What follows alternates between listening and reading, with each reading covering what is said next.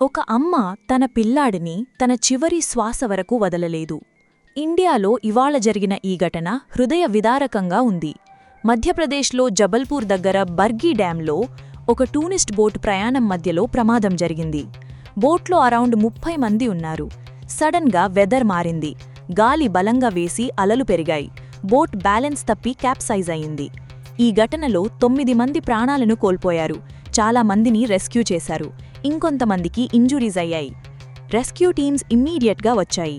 కానీ strong currents వల్ల search operation కష్టమయ్యింది.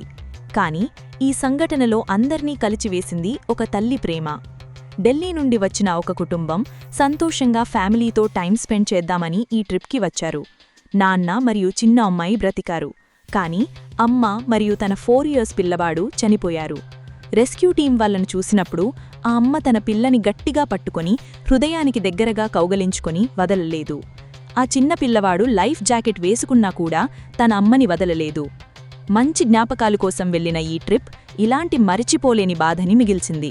ఇలాంటి సంఘటనలు మళ్లీ జరగకుండా ఉండాలి అని మనమందరం కోరుకుందాం.